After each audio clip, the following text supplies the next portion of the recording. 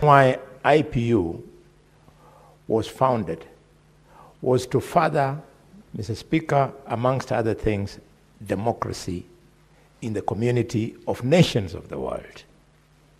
Mr. Speaker, I congratulate Senator Catherine Muma for participating in this very important conference together with our colleagues. And because we have no other way we can express some of these things, if indeed IPU was about the greater role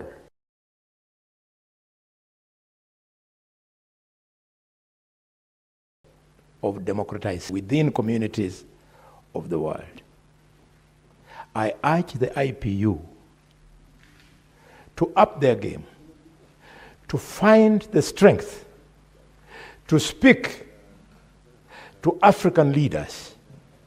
Mr. Speaker, today we are seeing presidential elections in African countries being conducted by the sitting presidents in office who give no role to the electoral commissions in their countries. In the process, Mr. Speaker, their opponents are locked out of the race, their opponents are arrested, their opponents are detained, their opponents are abducted, their opponents are even killed, Mr. Speaker. The IPU must take over the role of the African Union, because the African Union, instead of speaking to this, they are busy congratulating their colleagues. The African Union has now become a talk shop, a special club for African presidents to protect each other.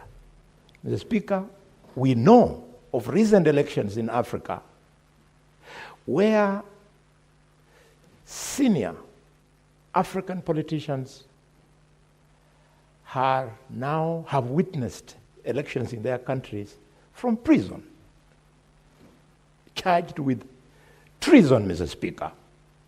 Mr. Speaker, we know of African countries where thousands of citizens have been killed. We know of African countries where Kenyans are being harassed in their hotels, in their businesses, in those countries, because they are being suspected to be the ones who are responsible for the unrest. Africans should know that Kenyans are very hard-working people. When they go to their countries, they are looking for business. They are not going there to play politics. I would like, at least as far as Kenya is concerned, our government to protect Kenyan citizens in such a countries where they are currently being harassed, Mr. Speaker. Mr. Speaker, when I see the kind of business that African countries lose because of this instability, I say, how I wish the standing orders of Parliament of Kenya could be changed so that we could do substantive debate on this very, very serious issue, Mr. Speaker. Mr. Speaker, for some of us, our communities cut across nations.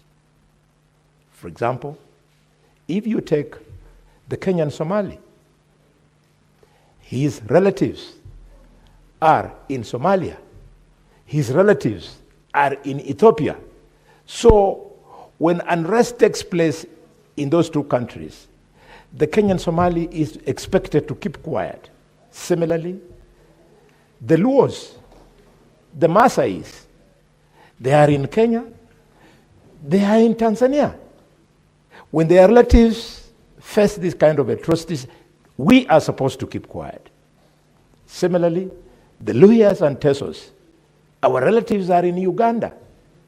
And when these things happen, we are supposed to keep quiet. Maybe we should change standing orders so that African parliaments can boldly debate the nonsense that is going on where the African Union has failed.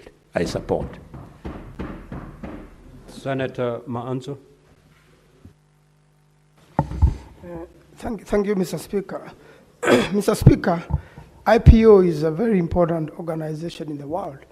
And just as Senator Khalwale had observed, it could be useful in advice and in guiding in many principles that members of parliaments all over Africa and many other parts of the world could advise governments, Mr. Speaker, or could influence politics, Mr. Speaker, in a certain way. Mr. Speaker, what has been happening in the world currently is very unique. The situation in the Sudan, Mr. Speaker, the violence in Tanzania,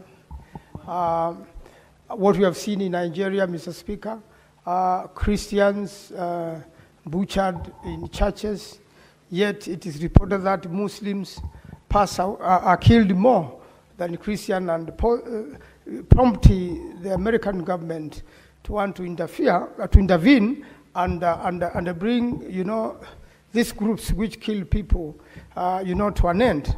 Mr. Speaker, IPU could help resolve these matters. I believe all these countries, their members of parliament attend IPU, and part of bringing peace into the world or giving suggestions and influencing politics of the world, Mr. Speaker, for the betterment of it, is that sharing and experiences and the best